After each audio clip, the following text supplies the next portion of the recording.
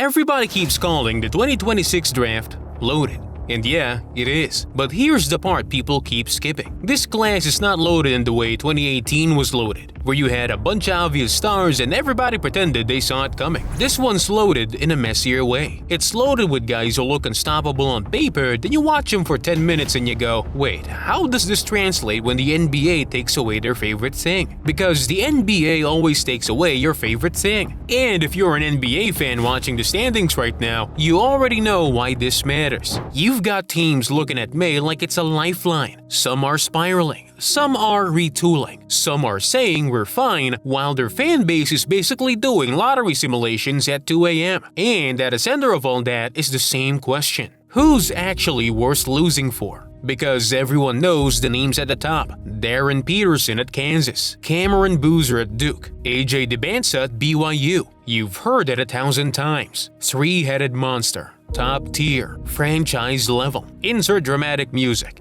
But the truth about this class so far, it's not a clean top 3. It's a top 3 with arguments. It's a top 3 with different risks. And it's a top 3 where the best player and the best pick might not be the same guy. So I want to do this like a real conversation. Not hype, not scout speak, not his archetype projects as blah blah blah. I'm gonna tell you what I actually think about this draft class right now. What I'm buying, what I'm not buying, and what team should be careful with. And yes, I'm gonna be annoying and bring up fit, because fit matters. If you don't believe fit matters, I have one question. How many times have you watched a talented player land in a team that makes him look like he forgot how to play? Exactly. Now let's start at the top, because the top is still the top. Cameron Boozer. Let's not overcomplicate Boozer. He's dominant. He's productive. He's doing the thing elite prospects do when they're supposed to be elite prospects. Duke has been a top team, and Boozer looks like the reason it feels so stable.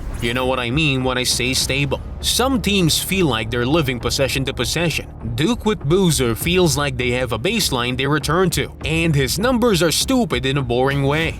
Big points. Big rebounds, real assists for a forward, efficient finishing. Very good. It'll be good. It'll be a good competition. No question about it. What hands?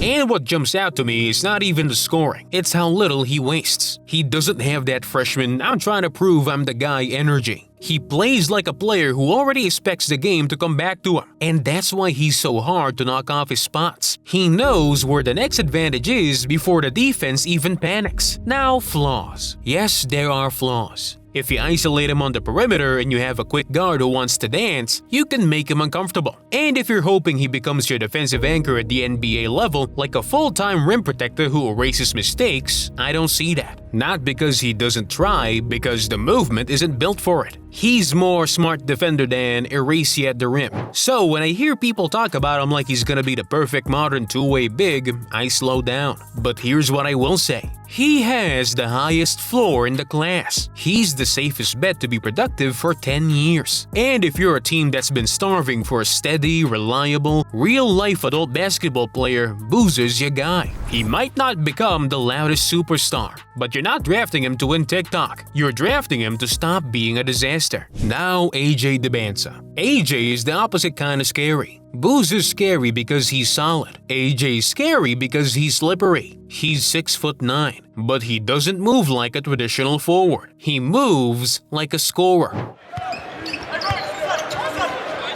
AJ. And I don't mean he gets shots. I mean he creates shots that look like the defense did its job and it still doesn't matter. That's the NBA shot-making package. Mid-range pull-ups, finishing through contact, getting to his spots without looking rushed. And when he's on, he makes the game look easy in a way that makes you angry. Like, why can't everybody do this? Now the obvious questions with AJ. The three-point shot, the reads, the defensive focus. Because right now, he can drift. He'll have sequences where you're like, wow, he's gonna be a problem on both ends. Then you'll have sequences where he's late tagging, late rotating, watching the ball, and you remember he's still a teenager. And for teams at the top of the draft, that's the tension. You're not drafting for he's fine, you're drafting for he changes our future. AJ has that kind of ceiling. If you need a future #1 scorer, he looks like that guy. But fit matters with him more than people want to admit. He's a rhythm scorer. He likes the ball. He likes to work. He likes to feel the game. Debonsa goes to work. Debonsa. Oh, the body control of A.J. Debonsa. So if you throw him into a system that demands instant decisions every touch, you might be fighting who he is. And that's where teams get themselves in trouble. They draft a player, then spend 2 years trying to make him a different player, then blame him when it looks awkward. That's not development. That's denial. So if AJ goes to a team that wants him to be a quick hit connector right away, I think it's gonna look clunky early. If he goes to a team that gives him space to grow into a primary scorer, you might have something special. Now, Darren Peterson. This one's the stress test, because if Peterson's healthy and playing, he looks like the cleanest NBA translation in the top tier. Guard size, shot making, handle, two-way potential, off-ball value, on-ball value. You can put him next to another guard. You can let him run the offense. You can let him defend. You can let him play without the ball. That kind of flexibility matters for teams picking high, because most of them already have pieces that don't fit. Peterson feels like he can fit with almost anything, but injuries change the conversation. And here's where people get weird. Some people panic and drop him because he missed games. Other people do the opposite and romanticize it, like he barely played, which means he's fresh, which means upside. Relax. Hamstrings are annoying.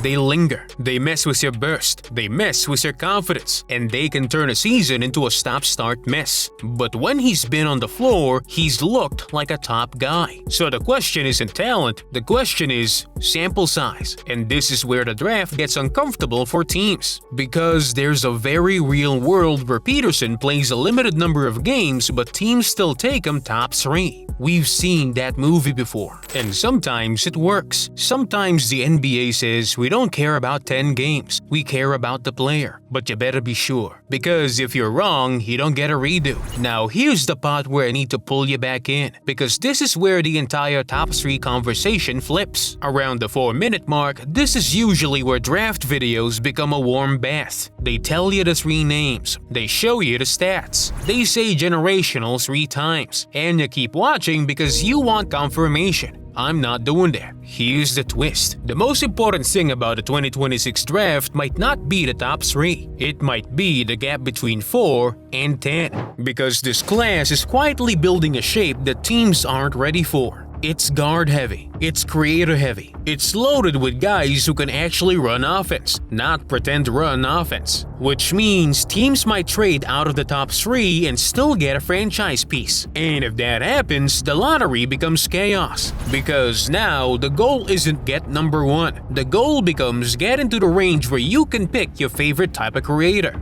That's a completely different draft. So before we go any further, ask yourself this. If your team lands at pick 6, do you think the season's over? Because in this class, pick 6 might still save you. Now let's talk about the guy sitting right behind the top 3.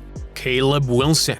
He's the easiest player in the class to fall in love with if you're a scout who values motor. And he's the easiest player in the class to hate if you're a fan who values aesthetics. Because he's not pretty. He's not smooth. He's not giving you silky jumpers and effortless handles. He's giving you violence on the glass. He's giving you second efforts. He's giving you, I don't care if this was a bad shot, I'm getting it back. And yes, it really does feel like the 2K thing.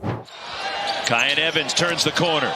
The lob. The finish by Wilson in 1. The shot goes up and he's already moving like he knows the miss is coming. That's not an insult. That's a skill. And NBA teams love that. Because effort that never drops is rare, especially when the schedule gets ugly. The problem with Wilson is also obvious. The jumper is shaky. The perimeter game is limited. You don't want him living with the ball. You want him living in the margins, creating extra possessions, defending, rebounding, finishing. So his pass into the top 3 is narrow, but his pass into the top 5 is real. If he keeps producing, teams are gonna talk themselves into him, because he's the kind of player that instantly raises the floor of a roster. Now the depth conversation. People keep saying this class might be better than 2025. I'm not fully there yet. I love the top. I like the shape of the class. But I'm not ready to call it deep in the you can find 5 starters at pick 20 way. What I do love is the point guard pipeline. This class has guards, real guards. Not combo guard who might be a point guard if the team believes. I mean guys who can get you into offense, create advantage, and run a team.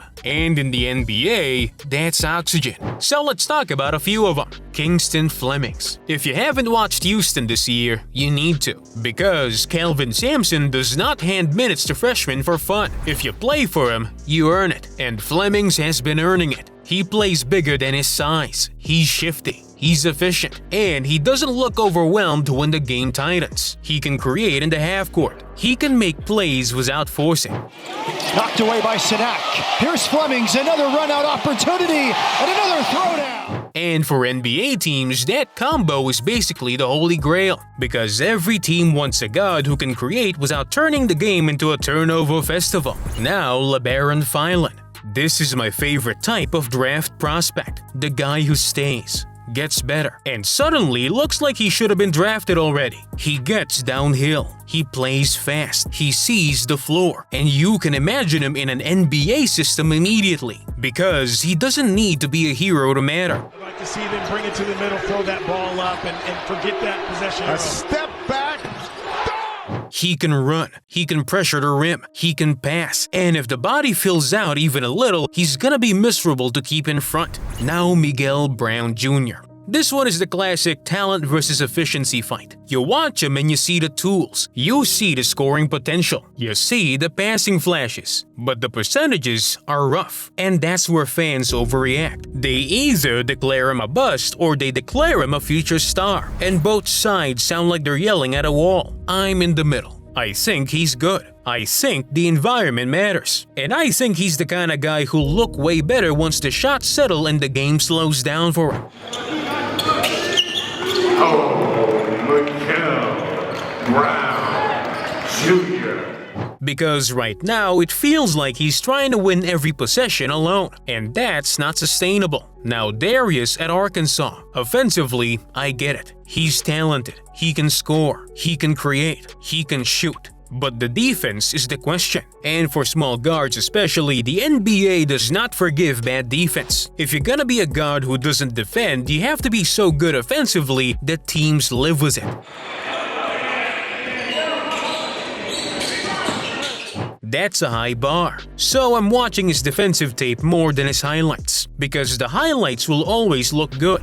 Now the wild cards. Nate Ahmed is the type of prospect that makes front offices argue for months. Late growth spurt, weird adjustment period. The skills and the body don't match yet. And you watch him struggle finishing and you go, how is someone that tall not punishing the rim? But you also see why teams don't want to give up on him. Jacoby Gillespie.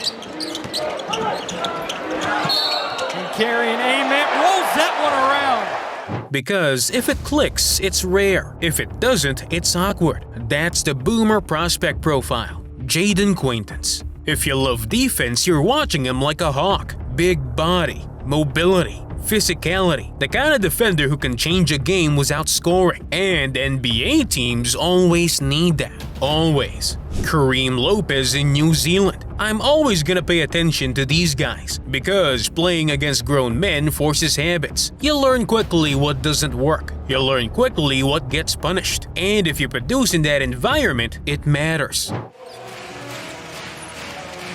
Lopez! Dash Daniels. The defense is real. The length is real. The positional versatility is real. The offense is quiet, and this is where the draft becomes a gamble. Do you take the defensive specialist and bet the offense grows, or do you pass and hope you don't regret it? That's how teams end up sick to the stomach 2 years later. Now, let me pull it back to the top. Because after all of this, the truth is still the truth. The top three are still the headline. Boozer's the floor, AJ's the ceiling scorer, Peterson's the clean fit if healthy. And the way teams decide between those three is gonna tell you what they value. Do they want safety? Do they want upside? Do they want flexibility? And here's my last question for you. If your team gets the #1 pick, who do you actually want? Not who the internet wants, not who the mocks say, who do you want?